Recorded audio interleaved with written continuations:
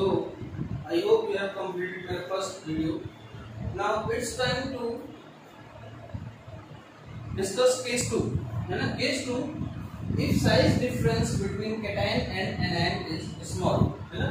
अगर cation और anion के साइज में बहुत ज्यादा डिफरेंस नहीं है तो उस केस में क्या फर्क पड़ेगा, है ना. तो उसको चेक करते हैं. For example if anion is fixed. अब anion जो है, क्लोराइड जो है, छोटा anion माना जाता है. तो cations ऑफ एल्कली मेटल्स, याद रहे अभी हम एल्कली मेटल्स की बात कर रहे हैं, सिर्फ एल्कलाइन अर्थ मेटल्स की फिर लास्ट में बात करेंगे. For example LiF NaF KF है ना.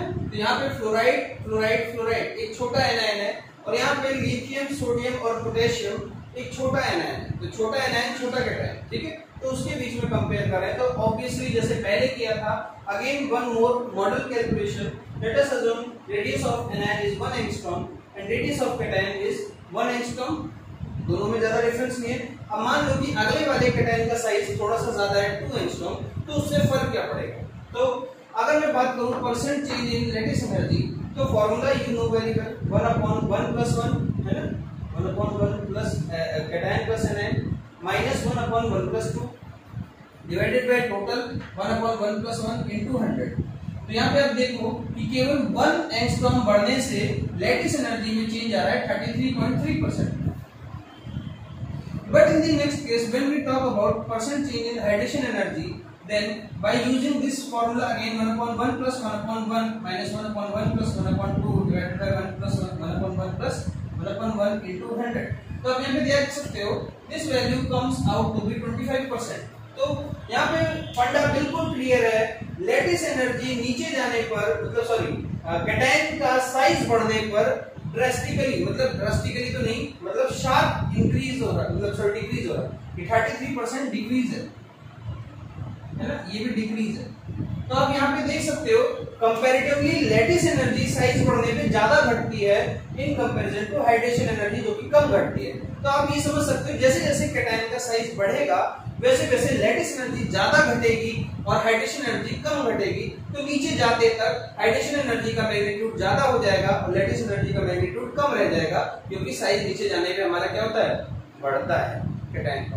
तो यहाँ पे आई हो फंडा बिल्कुल क्लियर है कि यहाँ पे फिर से बोल देता हूँ, लैटिस एनर्जी कम ज्यादा घट रही है नीचे जाने पे या साइज बढ़ने पर in comparison to hydration energy जो कम घट रही है नीचे जाने पे या साइज बढ़ने पे. तो यहाँ पे फंडा बिल्कुल क्लियर है. In such case when size difference is small, decrease in lattice energy is more sharp and hence solubility increases. यानी कि सॉल्युबिलिटी बढ़ रही है, लैटिस एनर्जी ज्यादा बुरी तरह घट रही है लेकिन हाइड्रेशन एनर्जी कम बुरी तरह घट रही है. तो from top to bottom.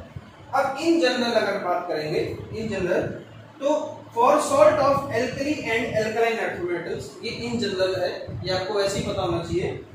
Solubility is high if size difference is very large.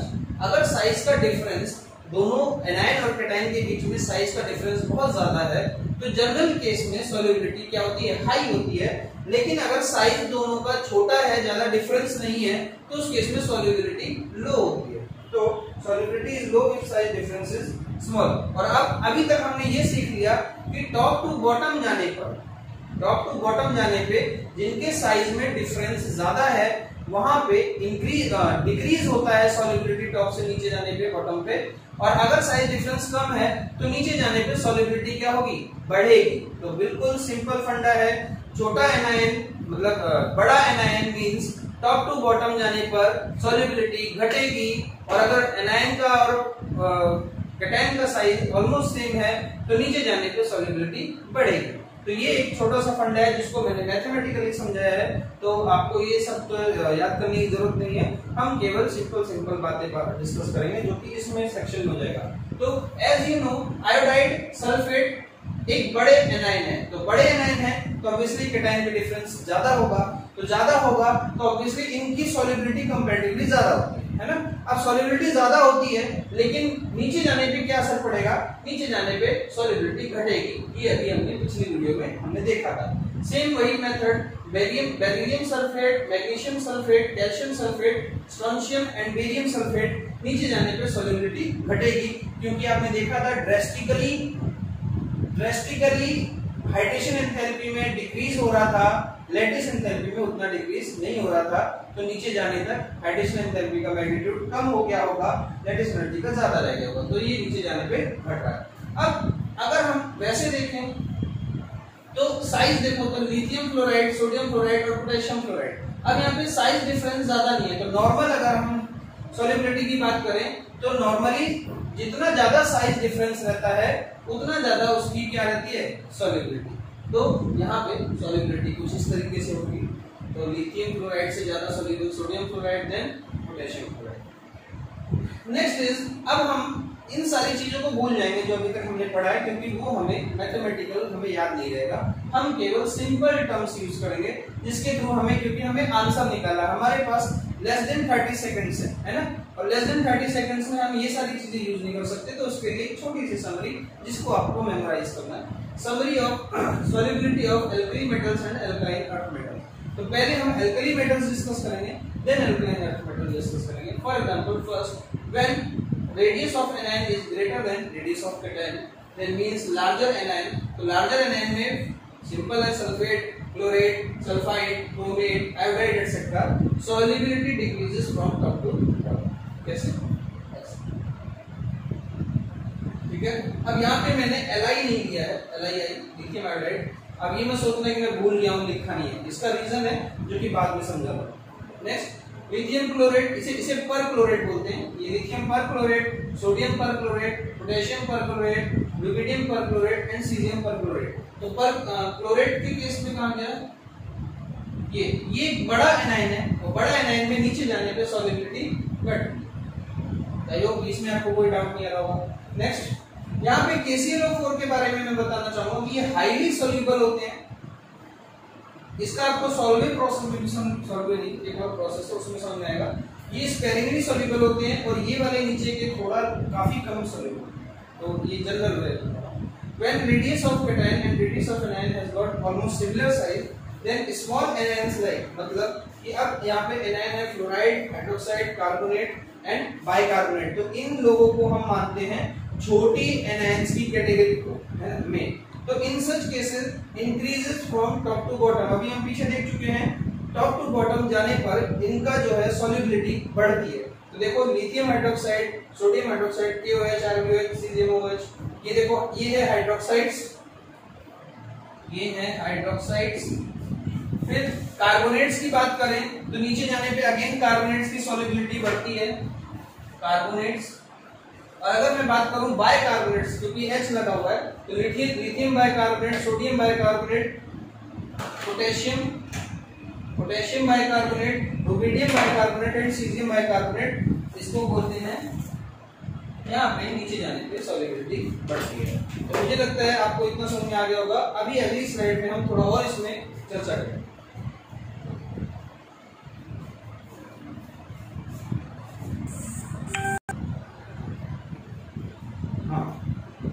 When we talk about alkaline earth metals, so as you know, the size of alkali metals and the size of alkaline earth metal has got difference.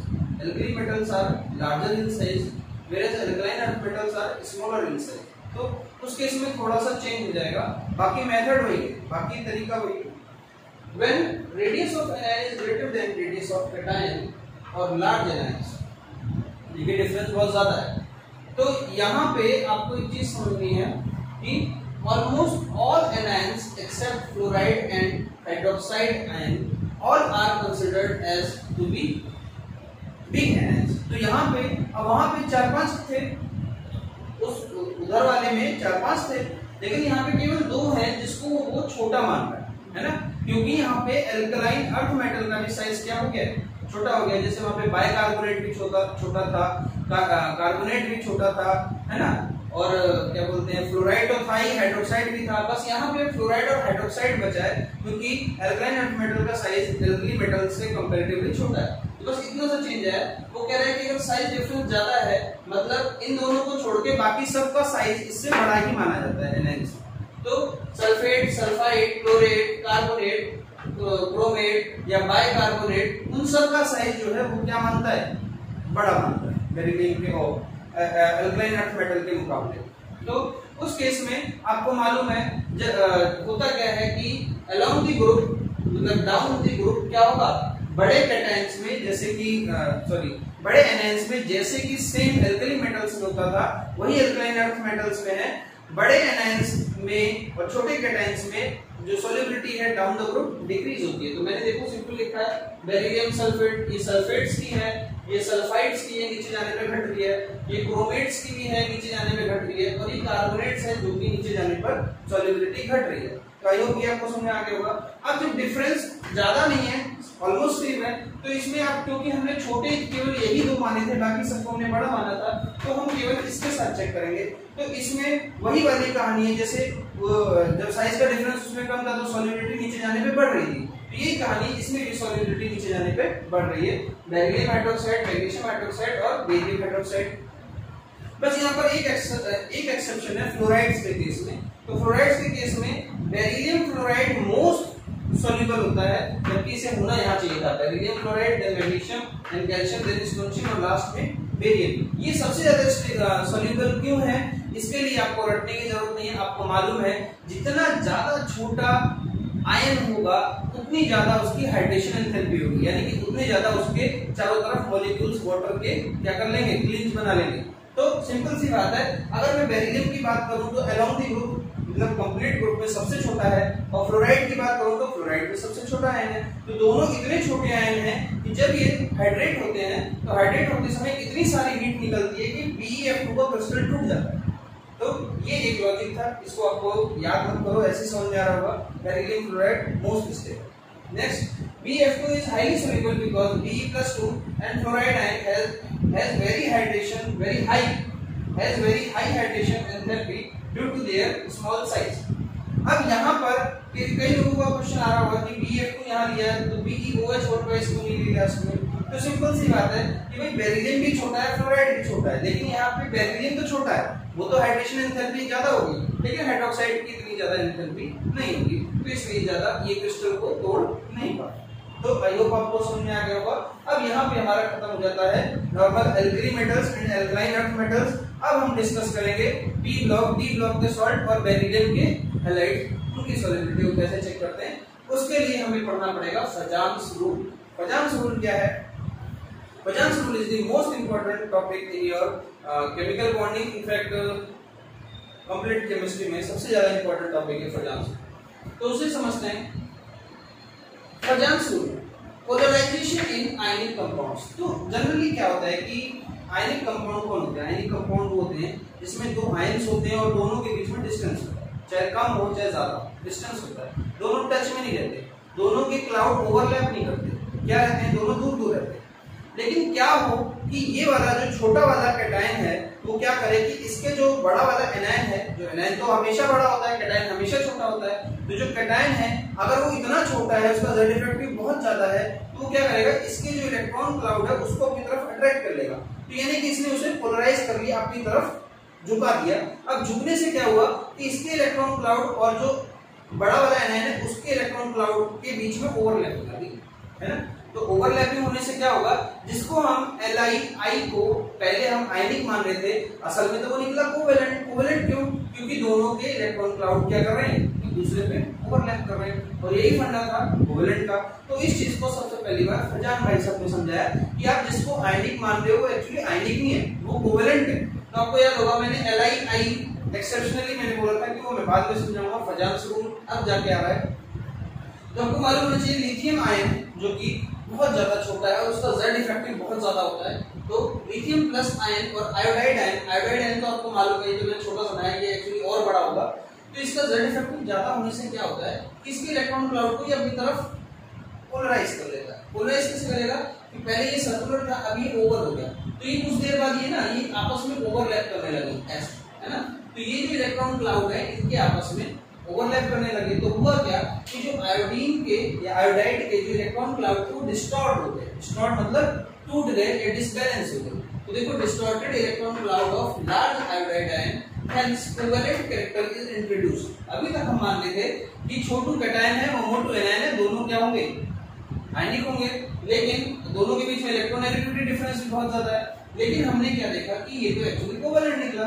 तो इसी चीज को समझाने के लिए फजन भाई साहब आए, तो उन्होंने कैसा समझाया, उन्होंने कहा due to small size of cation Z effective is considerably high, Z effective ज्यादा होता है क्योंकि स्मॉल साइज है, as in lithium ion, and it polarizes or distorts outer electron cloud of large anion, इसके क्लाउड को distort कर दिया, तोड़ दिया, अपनी तरफ झुका दिया, introducing covalent nature in such ionic bond, ionic bond था लेकिन अब क्या हो गया, कोवेलेंट हो गया, this is called फजान्स रूल, इसी को हम फजान्स रूल में समझेंगे।